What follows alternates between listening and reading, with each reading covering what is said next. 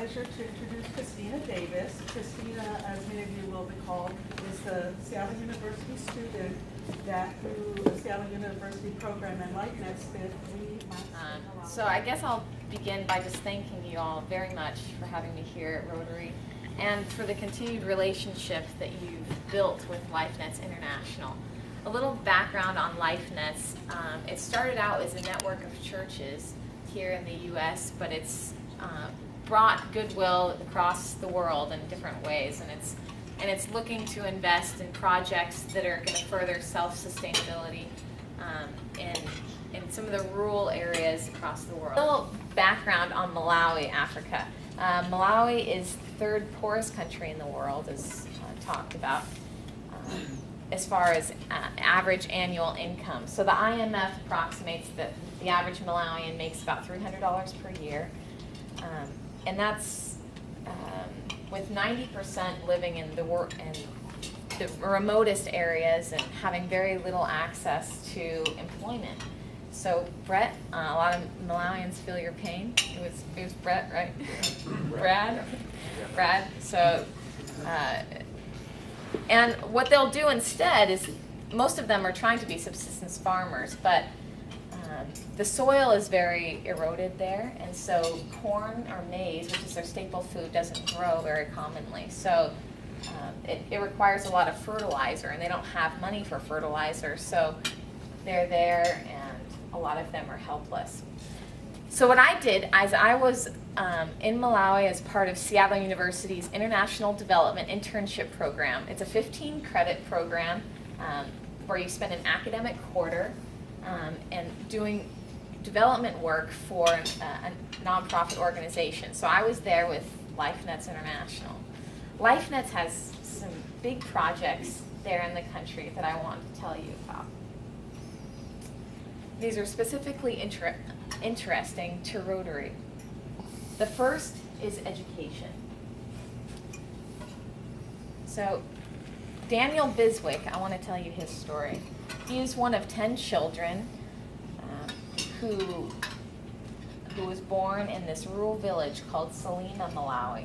Now, Salima is one of the world's poorest villages. He, as talked about in Jeffrey Sachs' book, The End of Poverty, he opens up with a situation where a girl there isn't able to go to school because she's having to care for her family and her siblings who are orphaned by HIV/AIDS. So Daniel is now going to college. He looks a lot older than the other undergraduates in his school because going to school was a rare chance that he had. That's just because now he's getting the unusual opportunity to go to college. So there are less than 5,000 out of a population of 14 million that are currently going to college in Malawi.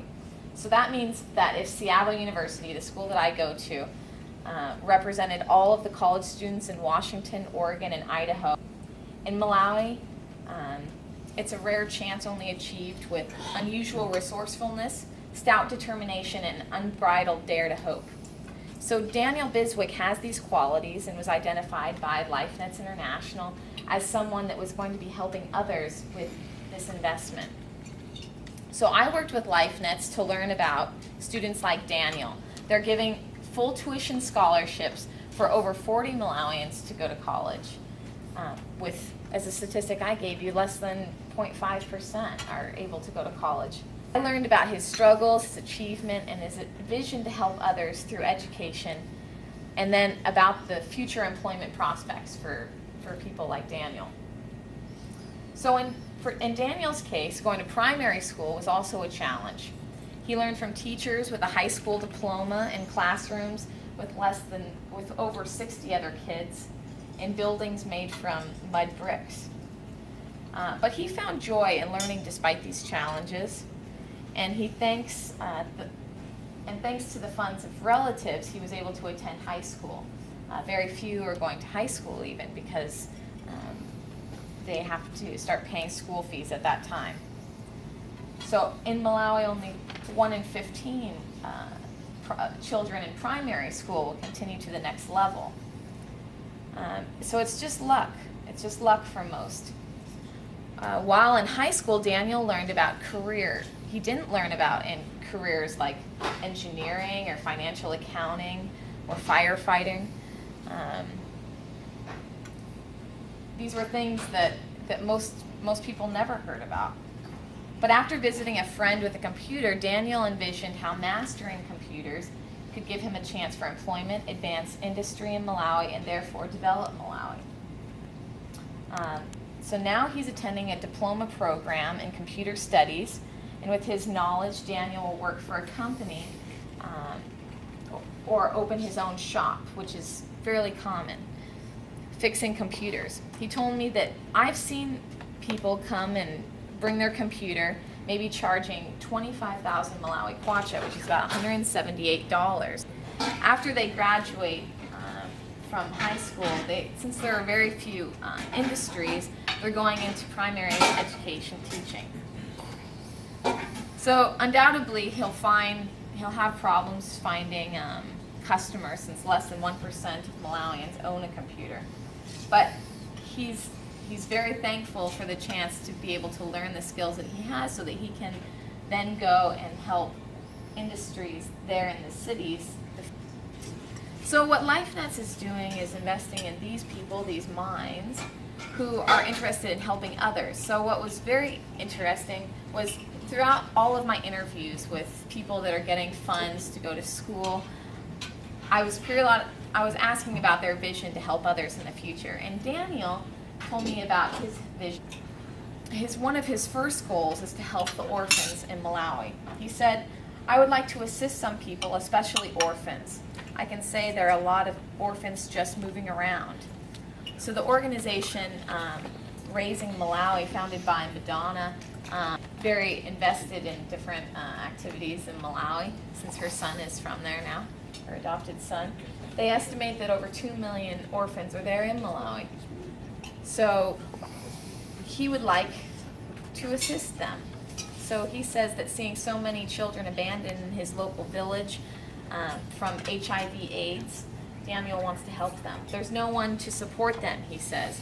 They have no one to assist them. So I wish, if God will bless me, if I could just take some of them and assist them by taking them to school, I'll do that. Because by this time, school is the key to success. So I'm a business student, actually, at Seattle University in marketing and economics. So what I have learned from Seattle University, I created a curriculum there in Malawi and had a seminar for 30 small business owners. 15 were from the informal sector, part of the Malawi Congress of Trade Unions, which is trying to provide oversight and union support for some of these people. And then 15 were LifeNets business grant recipients. So I taught them things about allocating funds for salaries, because a lot of the struggle is when you go into business, you make out your initial outlay, and then when you start to receive revenues, if you don't understand what's profit and what's not, then you're spending all of your revenues and then there's no reinvestment into the business. So unfortunately, a lot of businesses are dying there. So that was part of the process, was going through some of these basic business skills with them, and creating a budget and going through different business ethics and how to manage their business. So that was probably one of the most rewarding things that I did there, and received a lot of constructive feedback. Our biggest efforts is in Malawi. It was really a privilege to go and work there with them. And I've been really moved to continue development work in Africa, and I'm really thankful for the chance to come to Rotary